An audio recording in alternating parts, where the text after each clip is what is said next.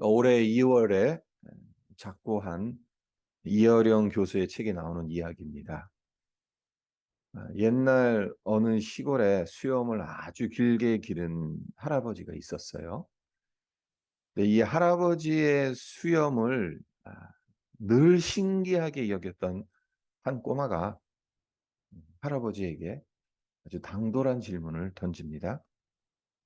할아버지, 할아버지는 밤에 주무실 때 수염을 이불 속에 넣고 주무십니까? 아니면 이불 밖에 내놓고 주무세요?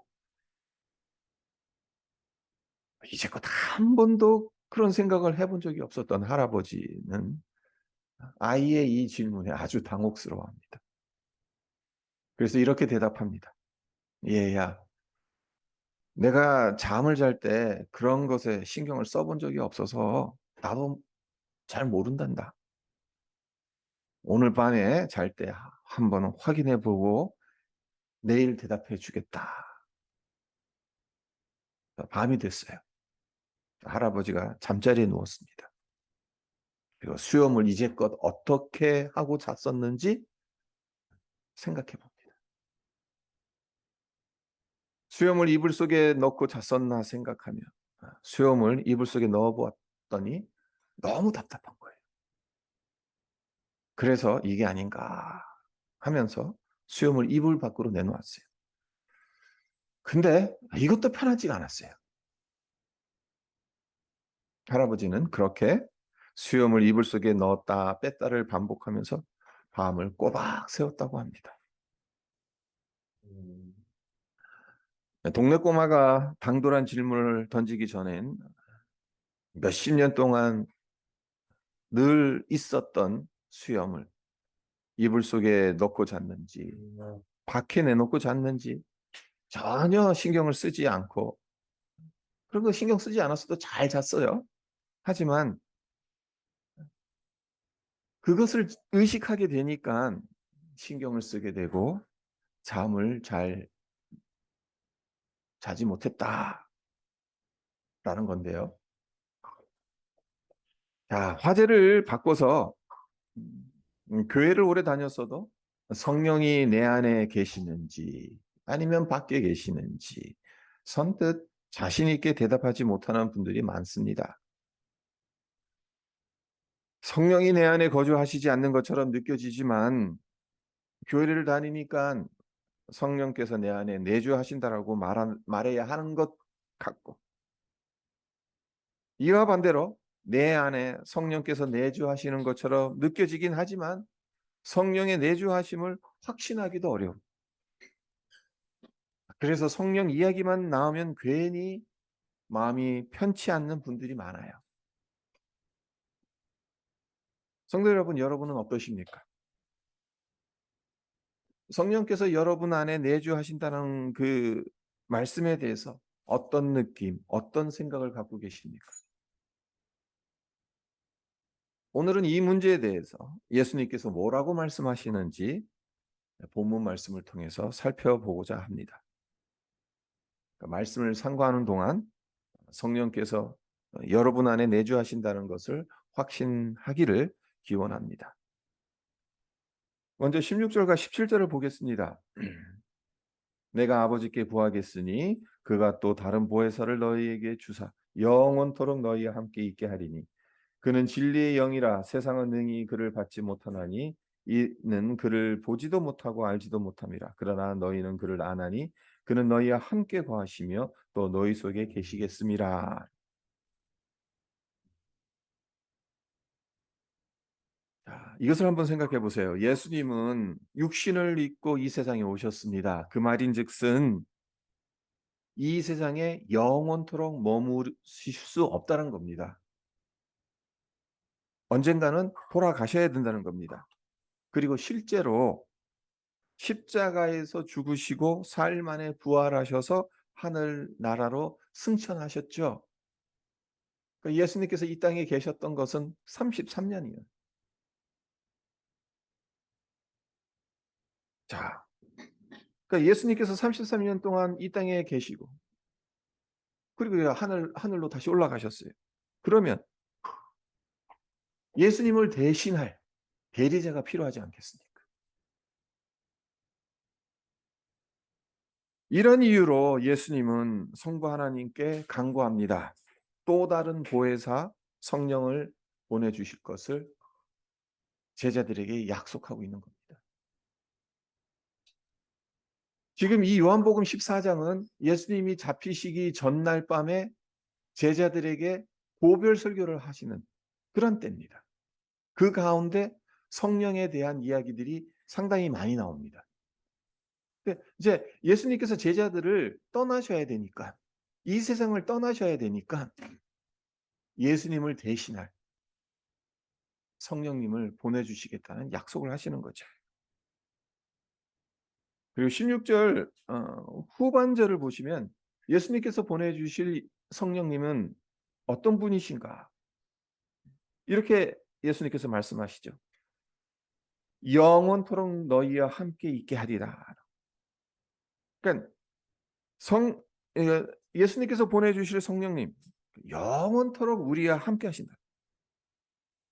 그러니까 영원토록 우리와 함께 계시기 위해서 성령이 오실 것이다. 예수님께서 말씀하시는 겁니다. 한 걸음 더 나아가 17절 후반절을 보면요. 보내주실 성령에 대해서 더 상세하게 예수님께서 가르쳐 주십니다. 그는 너희와 함께 거하시며 또 너희 속에 계시겠습니다. 너희와 함께 거하시며 또 너희 속에 계시겠습니다. 자, 우리 입장으로 한번 생각해 보세요. 성령께서 오셔서 우리 곁에 함께 계셔 주시는 것만 해도 감지덕지하지 않겠습니까? 항상 우리 곁에 있어 주시는 것만 해도 감사할 일이에요. 그런데 예수님의 약속이 무엇입니까? 성령께서 우리 속에 계신다. 그것도 잠시 잠깐 들어와 계시다가 나가시는 것이 아니라 영원토록 우리 안에 함께 하신다는 것입니다. 그냥 우리 마음속에 영원토록 내주하신다는 거죠. 예수님이 이 땅에 더 이상 계실 수 없으니까 예수님을 대신할 보혜사 성령을 보내주실 것이고 그 성령께서 우리 안에 내주하셔서 영원토록 함께 하실 것이라는 이 약속, 얼마나 놀라운 약속인지 모릅니다. 누군가 내 옆에 항상 있어주는 것만 해도 상당한 큰 힘이 됩니다. 한시도 떠나지 않고 내 속에서 성령께서 내주하신다는 것, 얼마나 큰 은혜인지 모릅니다. 그렇습니다. 예수님의 이 약속대로 성령님은 기분 좋으면 우리 안에 내주하시다가 기분 나쁘면 우리 마음속에서 떠나가시는 분이 아니란 겁니다. 좋을 때나 안 좋을 때나 변함없이 우리 안에 내주하신다는 겁니다. 성령께서 함께 계신다는 사실을 우리가 느끼거나 느끼지 못한다 하더라도 그것과 상관없이 항상 우리 안에 거하시면서 우리와 함께 하신다는 것입니다. 덴마크가 낳은 세계적인 문학가 안데르센의 청년 시절 일화입니다. 안데르센이 그 당시 유럽 문학계에서 상당한 영향력을 끼쳤던 스웨덴의 여류 소설가 브레멘을 만나고 싶어서 무작정 스웨덴행 여객선에 탑승합니다. 탑승한 후에 그 배의 선장과 대화를 나눌 기회가 있었어요. 그가 왜 스웨덴에 가는지 여행 목적을 선장에게 말합니다. 네, 안데르센의 여행 목적을 들은 선장은 안 됐다는 표정을 지으면서 이렇게 말합니다. 브레멘 여사가 외국 여행 중이라는 신문 기사를 최근에 읽었어요. 참 안데르센 씨가 스웨덴에 가시는 게 헛걸음이 될 것 같네요. 가셔도 못 만날 것 같네요. 브레멘 여사가 지금 외국을 방문하고 있으니까. 그러니까 이 말을 들은 안데르센 몹시 실망을 합니다. 어렵게 시간을 내서 스웨덴에 가는 배를 탔는데 스웨덴에 가봤자 만날 수 없다. 생각하니까 몹시 실망을 한 거죠. 근데 1시간 정도 지난 후에 선장이 그에게 급하게 달려와서 기쁜 소식을 전합니다. 안데르슨 씨, 기적입니다. 당신이 만나고 싶어 했던 브레멘 여사가 바로 이 배에 함께 타고 있습니다. 그러니까 브레멘 여사, 안데르슨과 같은 배에 있었던 거죠. 네. 안데르슨이 이 사실을 몰랐을 때, 단지 이 브레멘 여사가 지금 외국 방문 중이라고 그 소식을 들었을 때 크게 실망하고 낙심할 수밖에 없었어요. 하지만 이제 이 브레멘 여사가 그 배에 함께 있었다라는 사실을 알게 되었을 때 그녀를 만날 수 있는 것이고 그녀와 대화를 나눌 수 있는 것이고 실제로 그러했고 그래서 하늘을 나를 것 같은 기쁨을 누렸다는 겁니다. 제가 왜 이 예화를 드는 것이겠습니까? 성령의 내주하심도 이와 비슷하지 않겠냐는 생각을 해본다는 겁니다. 예수 믿는 내가 성령이 내 안에 거하시는지 아닌지 느끼느냐 느끼지 못하느냐 상관없이 예수님은 우리에게 성령을 보내주시겠다고 약속하셨어요. 그렇기 때문에 성령은 우리 함께 계십니다. 우리 안에 내주하십니다.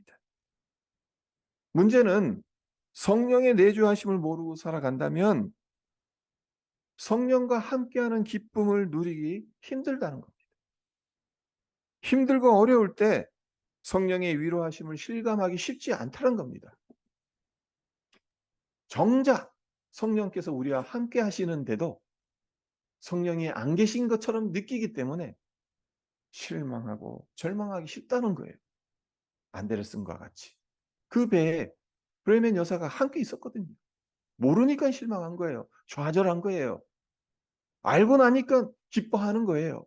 마찬가지예요. 모르면 우리도 절망합니다. 실망합니다. 낙심합니다.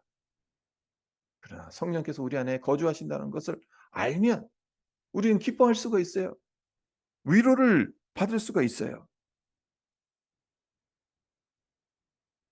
성령의 내주하심을 굳게 믿고 그분의 인도하심을 받는다면 아무리 절망적인 상황이라 하더라도 성령께서 주시는 기쁨과 평화를 누릴 수 있다는 겁니다.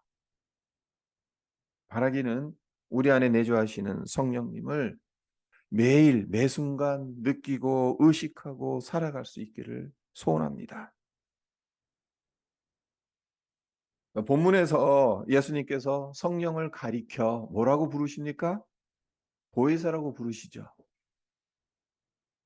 네, 보혜사. 이 명칭에 담긴 의미가 무엇일까요?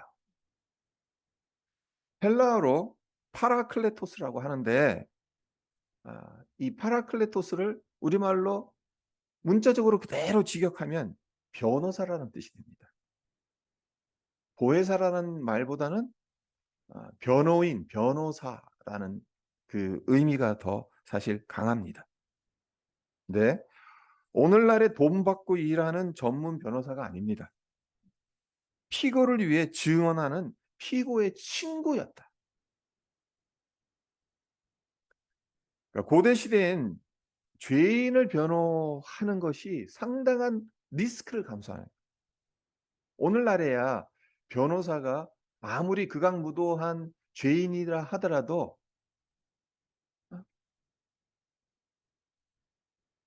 그 죄인을 변호하는 것에 있어서 아무런 문제가 없어요. 사회적으로 문제가 없어요. 신변의 위험을 받지 않아요. 하지만 고대 시대 때는 어떠했냐 하면요. 죄인을 변호하면 함께 죄인으로 몰릴 수도 있었다고 해요. 그러니까 이 사람이 죄가 있다라는 것이 확정되면 이 사람을 증언했던, 이 사람을 변호했던 파라클레토스도 죄인처럼 죄인으로 싸잡아서 여겨지는 것이 그 당시 사회 분위기였다는 거예요. 그렇기 때문에 아무나 파라클레토스로 나서지 않습니다. 잘못 나섰다간 자기 자신도 죄인으로 몰리니까. 손해와 희생을 감수할 사람만, 정말 친한 사람, 내 목숨을 줘도 아깝지 않는 사람, 그런 관계에 있는 사람만 파라클레토스가 될 수 있었다는 거예요. 그러니까 우리가 생각하는 보혜사라는 그 뜻이 상당히 깊은 의미를 담고 있는 거예요, 이 자체 안에. 근데 재미있는 점은 예수님께서 성령을 또 다른 보혜사라고 부르시는다는 거죠. 그러니까 이 말인즉슨 성령을 보내시기 전에 이미 보혜사가 존재했다라는 의미잖아요. 보혜사가 있는데 또 다른 보혜사를 보내겠다는 말씀이니까. 그 보혜사가 누구겠어요? 당연히 예수님이시죠. 고대 시대엔 죄인을 변호하면 함께 죄인으로 몰릴 수도 있다라고 방금 전에 말씀드렸었는데, 예수님은 죄인이 아니신데도 우리의 죄를 덮어 쓰셨고 그 귀한 보혈을 십자가에서 다 쏟으셨습니다. 예수님만큼 우리에게 보혜사, 진정한 변호사가 없는 겁니다. 우리를 변호할 이 지구상에 예수님만한 파라클레토스가 없는 겁니다. 그런 예수님께서 말씀하시는 것이 성령님을 또 다른 보혜사로 하나님께 부탁해서 보내주시겠다. 그 말씀을 하시는 것입니다. 그렇습니다. 우리를 변호하기 위해서 그 어떤 희생을 감수하신 예수님의 영이 우리 안에 내주하십니다. 우리를 도와주십니다. 쓰러지지 않도록 도와주시고 용기와 희망을 가질 수 있도록 도와주시고 믿음의 길을 걸어갈 수 있도록 도와주십니다. 자, 그렇다면 이런 생각을 할 수가 있습니다. 성령께서 우리 안에 내주하신다는 것을 어떻게 할 수 있냐는 겁니다. 영이신, 우리 눈으로 보이지 않는 영이신 성령님이 우리 안에 내주하신다는 걸 우리가 어떻게 할 수 있겠습니까? 눈에 보이지도 않고 만져지지도 않고. 성령의 사역 중에 가장 근본적이고 중요한 사역은 뭐니 해도 예수님을 구주로 믿게 하는 거죠. 예배소서 1장을 보면 우리의 구원을 위해 삼위일체 하나님께서 일하시는 내용을 기록하고 있어요. 네, 성부 하나님께서는 구원을 위해서 예정하셨어요. 그러니까 구원을 계획하셨어요. 성자 하나님이신 예수님은 성부 하나님께서 세우신 구원의 계획을 십자가에서 몸소 실행하셨어요. 그리고 성령 하나님은 우리를 인치셨다고 하는데, 사도 바울이 그렇게 말하는데, 이 말의 의미가 뭐냐? 구원을 예정하시고 우리를 구원하시기 위해서 피 흘리셨던 그 모든 일들을 우리가 실제적으로 믿을 수 있게 하셨다는 겁니다. 인간의 지식으로 그리고 인간의 능력으로는 하나님께서 우리를 위해 행하신 구원의 일들을 사실 믿을 수가 없습니다. 논리적인 접근으로, 지성적인 접근으로 예수가 나의 구주라는 사실을 믿는다라는 것은 사실은 불가능합니다. 성령께서 믿을 수 있게 해주셨기 때문에 우리가 예수님을 믿게 된 거예요. 내 힘으로 믿은 게 아니에요.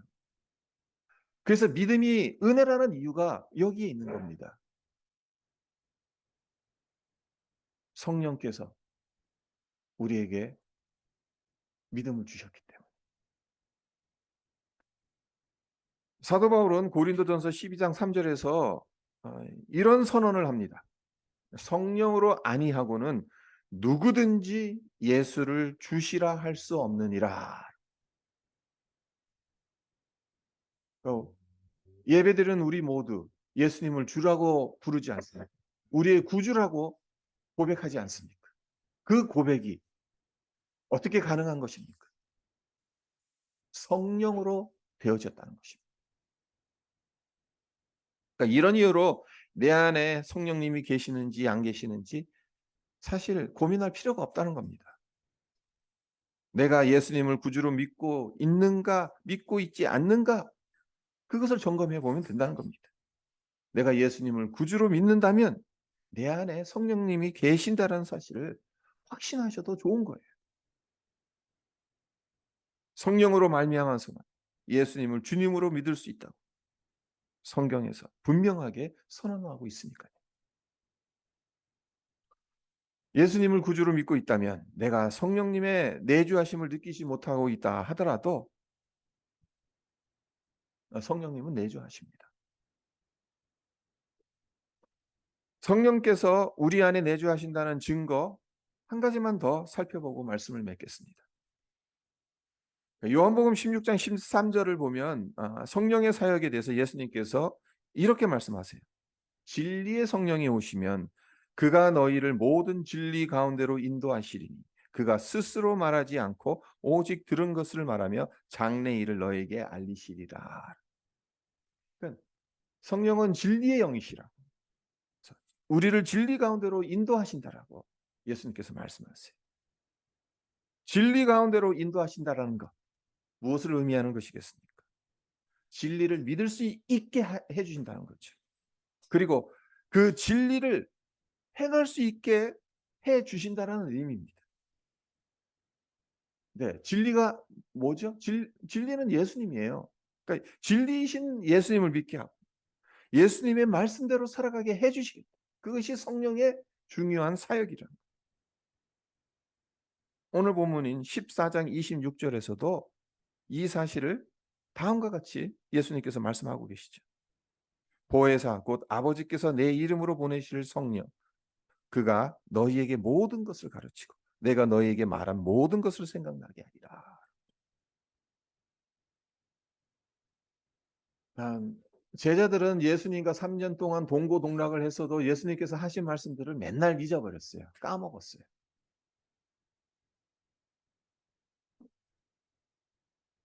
네, 성령이 오시면 예수님께서 가르치셨던 것, 그 모든 것들 다 기억나게 해주신다는 것입니다. 실제로 오순절 성령 강림 이후에 베드로나 요한이나 그 사도들이 복음을 전할 때 보세요. 예수님이 전하셨던 말씀들을 정확하게 기억하고 있다는 것을 우리가 보게 됩니다. 엄청난 변화를 제자들이 겪은 거예요. 정작 예수님과 함께 있을 때는 예수님의 말씀을 맨날 잊어버렸는데 예수님이 떠나시고 나서 성령님이 오시니까 까맣게 잊어버렸던 예수님의 말씀들이 다 기억이 나고 생각이 나고 깨달아지고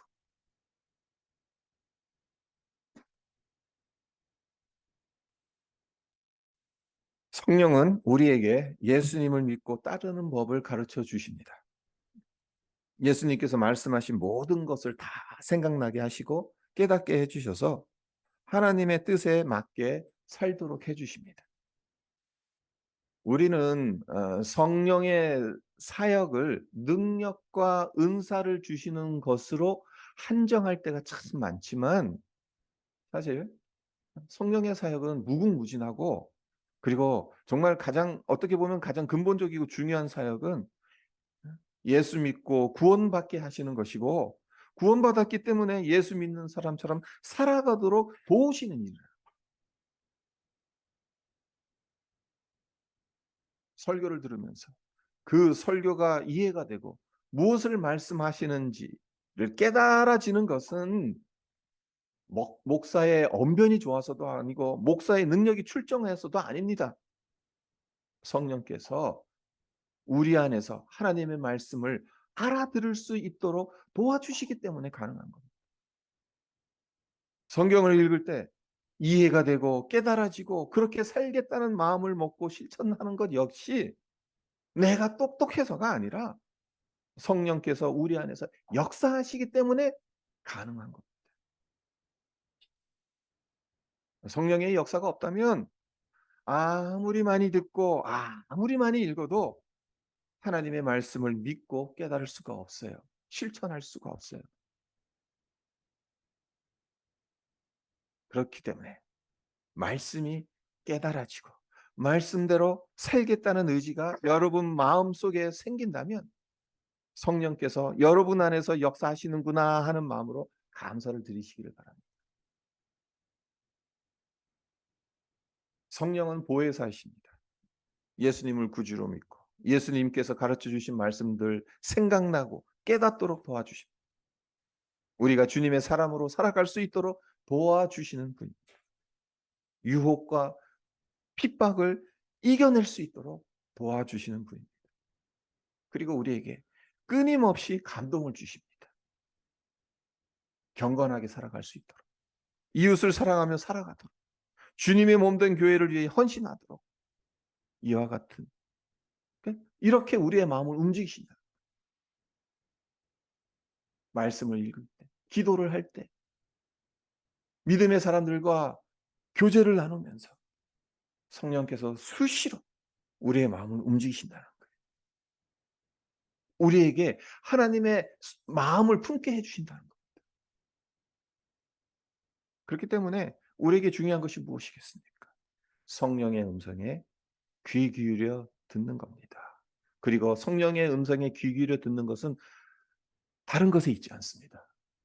성령은 성령 스스로 성령 마음대로 말씀하시지 않으세요.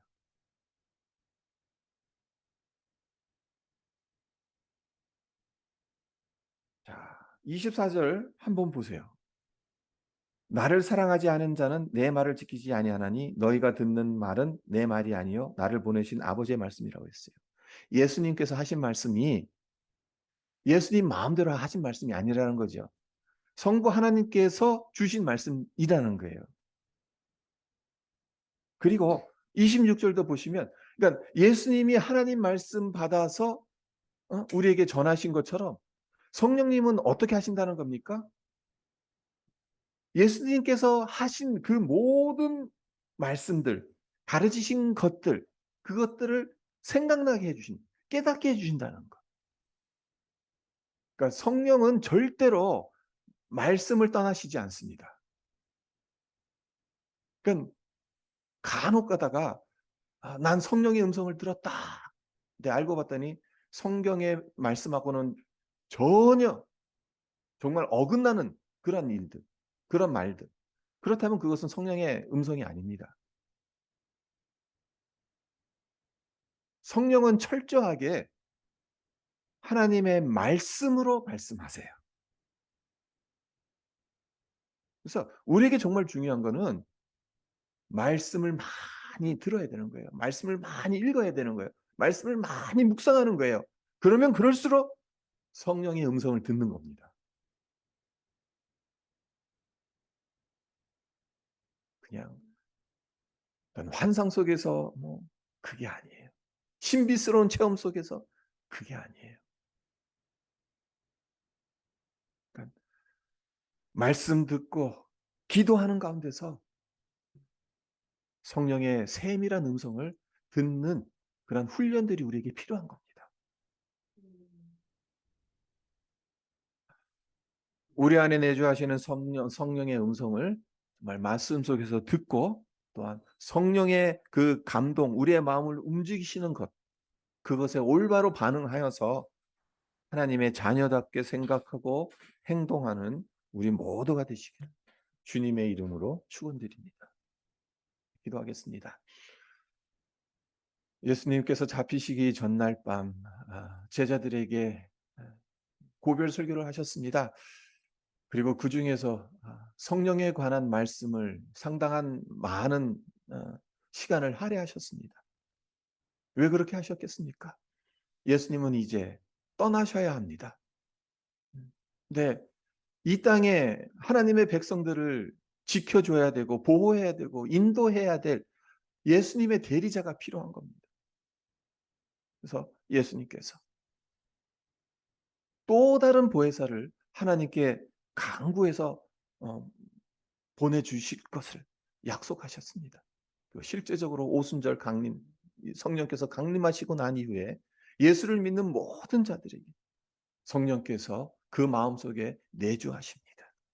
예수를 구주로 믿게 하는, 그리고 예수를 믿기 때문에 예수님의 말씀에 귀 기울여 듣고 그 말씀대로 살아가고자 하는 그러한 마음을 주시는 성령님이십니다. 지금 이 순간에도 우리 안에 내주하시는 성령님, 그분께서 우리를 인도하시고 우리를 보호하시고 우리를 도와주신다는 사실, 우리가 깨닫고 확신하고 그분의 인도하심을 받으면서 살아가기를 소망해 봅니다. 기도하겠습니다. 하나님 아버지, 감사합니다. 예수님의 대리자이신 성령님을 우리에게 보내주셔서 감사합니다. 우리가 연약해서 성령님이 이미 우리 안에 내주하시는데도 성령님의 음성을 잘 듣지 못합니다. 하나님의 말씀을 듣고 읽고 그럼에도 불구하고 마치 성령께서 우리 안에, 내 안에 내주하시지 않는 것처럼 생각될 때도 많습니다. 하나님, 그러나 분명하게 예수님께서 약속하셨고 오순절 성령 강림을 통해서 우리 안에 성령님을 보내주시지 않았습니까? 이 성령님 의지하면서 하나님, 우리가 정말 하나님의 말씀 안에서 성령께서 역사하시고 성령께서 인도하시는 대로 우리가 걸어갈 수 있도록 도와주시옵소서. 그렇게 우리의 인생길, 우리의 믿음의 길을 온전히 걸어갈 수 있도록 성령 하나님의 역사하심, 내주하심, 그 은혜에 사로잡히게 하여 주시옵소서. 감사드리며 예수님의 이름으로 기도합니다. 아멘.